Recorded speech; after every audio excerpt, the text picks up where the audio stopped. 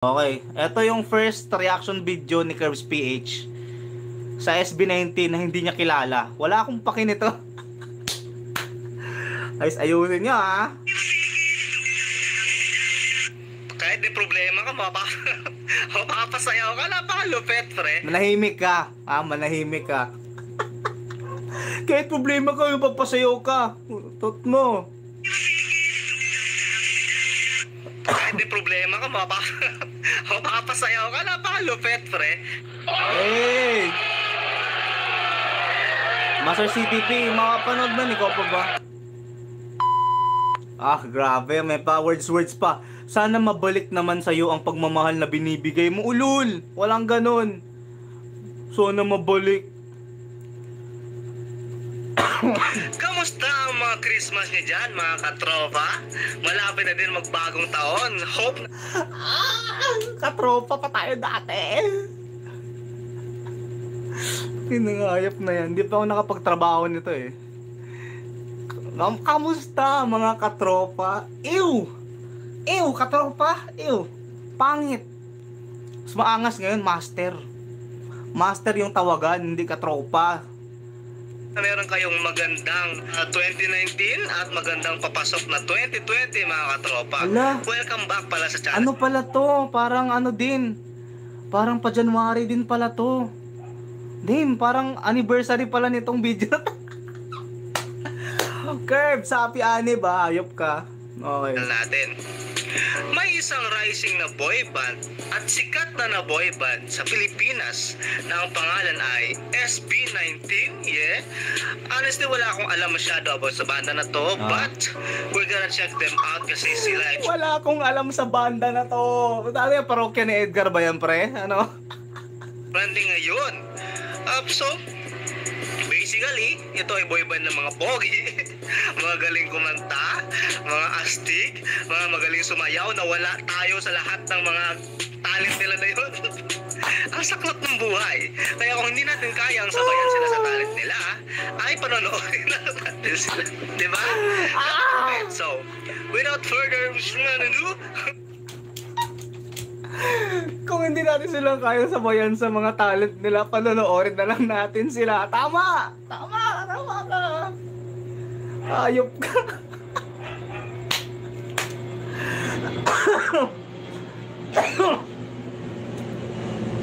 Ayop ka, Curbs. Ayop ka.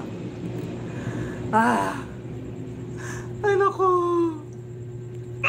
eto na, panoorin na natin. Let's go!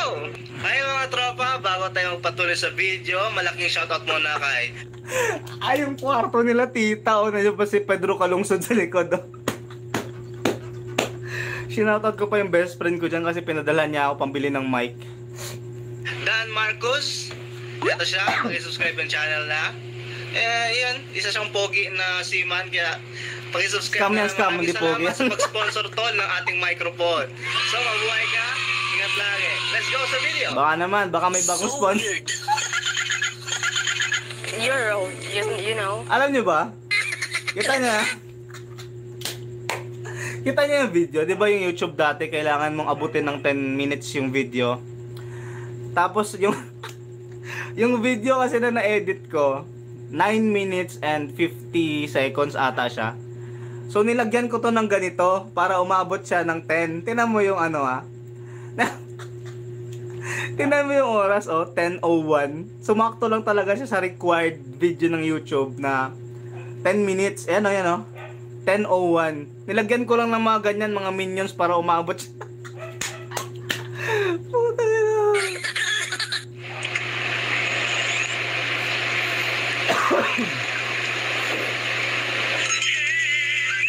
Ay, wait lang.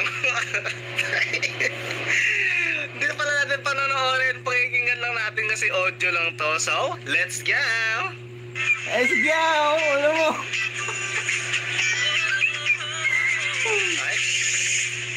Okay. First impression, maganda yung... Wala pa nga. Tutut pa lang, wala pa nga. Puting post agad. Ano yung wala ka pang napakinggan? Post agad ang putik. Wala pa nga, di pa nga nag-umpisa. Post agad, pre. natin kasi audio lang to. So, let's go! Tignan mo Sa bagay. Pwede. Okay. First impression, maganda yung intro. First of all, basta sa kanta, no, napaka-interesting kapag yung intro ay, lalo na pag sa parang dance na kind of genre ng kanta, napakalupit pag dun pa lang sa paglutong ng drums at ng mga instruments sa puto nito ay malupit na. Napakaganda. Kaya let's go. Sabi niya, maganda pag yung umpisa pa lang. Pero tama ka. Magaling ka, pwede ka.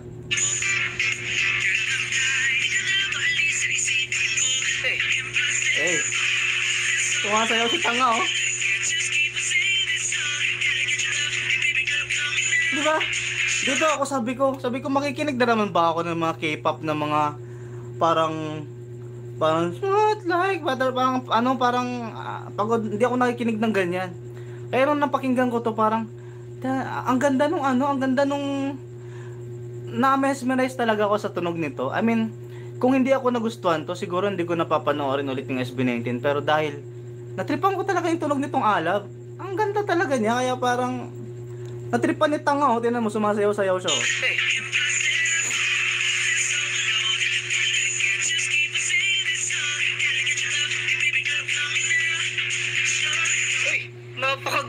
Napakaganda. I like it so far, no? Klarong-klaro yung boses ni pare. At naririnig ko na mataas yung range. Parang mala James Reid yung style. James Pero Reid? it's really good, Nice. Bakit James tsaka Reid? yung beat, maganda. Nasasabayan mo siya, di ba? Tsaka mabilis yung kanta. So I like it. So far, this is really good. So let's go.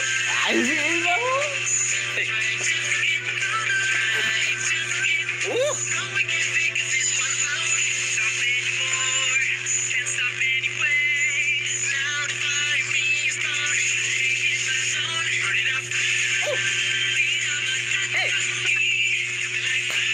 Oy, parang naano ko to, hindi ako fan masyado, hindi ako super fan ng K-pop, wala akong alam sa K-pop scene. I'm sorry sa mga K-popers dyan. I like them. I see them, naririnig ko yung mga music nila at ang gagaling nilang kumanta at sumayaw, di ba? Yun lang yung alam ko sa K-pop, sorry, di ba? Pero napapansin ko meron silang parang pagkakahawig doon. Hindi ko alam, wala akong idea kung galing ba to sa K-pop tong idea ng SB19 nila. Pero meron siyang doon, nakuhang idea for sure. At it's really good na meron tayo nun sa Pinas, di ba? You know, meron talaga, may nakukuha tayo sa ibang culture, sa ibang lalo na ang Pilipinas ay kilala bilang isa sa mga K-poping country, di ba? Sorry ako may nasasabi akong maling term. Wala nga akong alam sa ganyan kasi hindi ako mahilig sa ganyan, di ba? But meron tong for sure inspiration sa K-pop. Kaya let's go. May inspiration sa K-pop. Okay.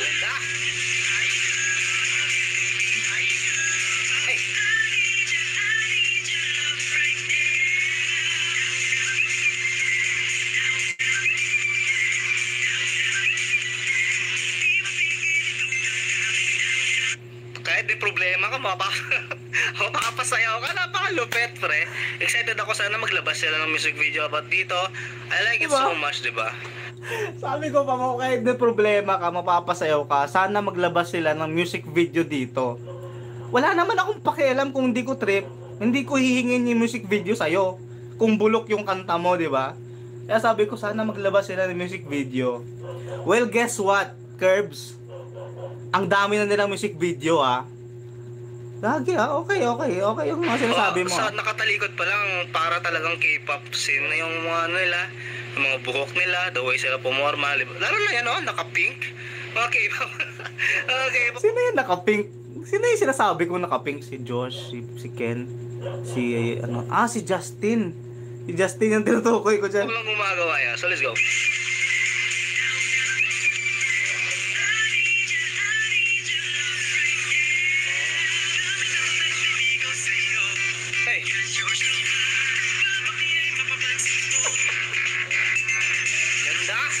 Kaya kasi yung mata ko parang nagfo-focus kasi siya kasi pinapakinggan ko yung lyrics niyan.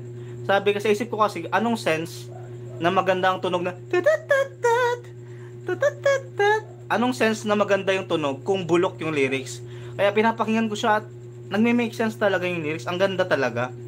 Kaya talagang na-enjoy ko siya. Tingnan mo mukha ni Tanga, oh. Tuwang-tuwa siya, oh.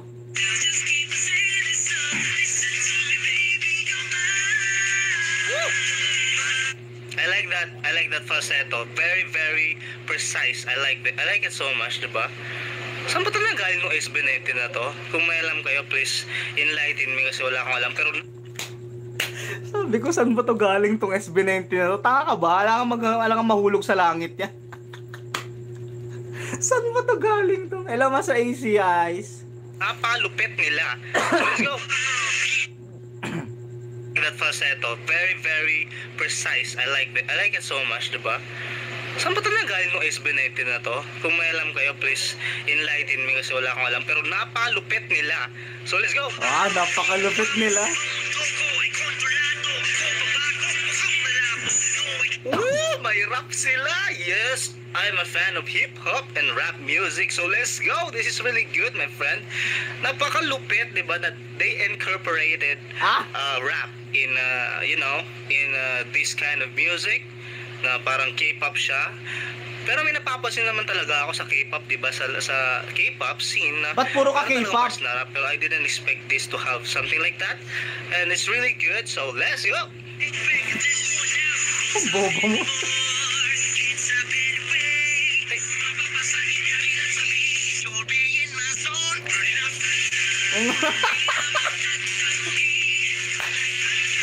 Tanga talaga mo.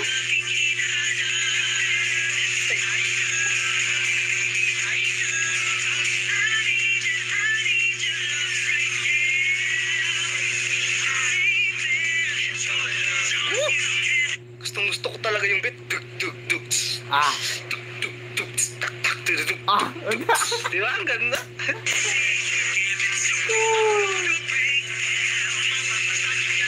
Eh. Ganda.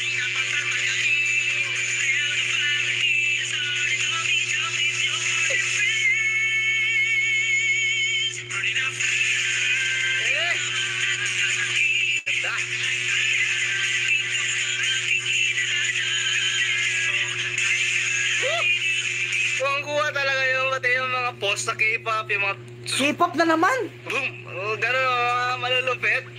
Napakalupit May ganun ba sa K-pop? Grabe, hindi ko na-expect na ganito kagaling itong mga to, ah. No offense, pero this is Grabe, really ah. good. I did not... Sabi ko pa, di ko in-expect na ganito kagaling to mga to, ha. Kala mo ba kung sino ka? Nagre-react ka lang, ha. Boom, gano'n, Wala pang umura dyan, gag. Napakalupit, ah. Grabe, hindi ko na-expect na ganito kagaling itong mga to, ah. No offense, pero this is really good. I did not expect it in a good way. Okay? I did not Napakalupit. expect it Let's in a go. good way.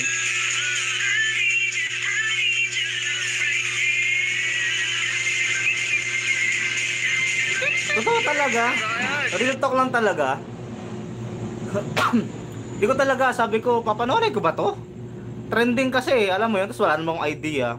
Tapos ang dami ko na naririnig na nag-try ng mag K-pop, tapos parang wala namang maganda, wala namang magaling na na-incorporate yung Filipino music sa pagiging, alam mo yun, kuha ka ng inspiration sa K-pop, okay lang yun. Pero kung gayahin mo talaga sila all throughout, pangit yun.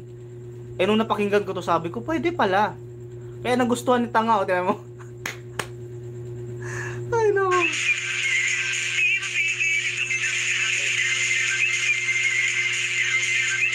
I like SB19, man. Really good. Ay, I like na. Sinabi ko na pala dyan, na gusto ko sila. Tapos na? Tapos na? Yun na yun! Nabitin ka? Nabitin ako, Brad! Nabitin ka? Ano sabi ko? Nabitin daw ako. Tapos na? Kaya Tapos Master na? Lord na talaga. Yun na yun! Nabitin ako, Brad! Nabitin daw ako, sabi ko. Trauma, nabitin ako. Napakalupit. I did not expect it to be like that. Actually, narinig ko siya dati, but I was not really impressed. Pwera na lang ngayon. Di ba? Sino di may impress dito? Sino? Di ba? This is really good. Di ba?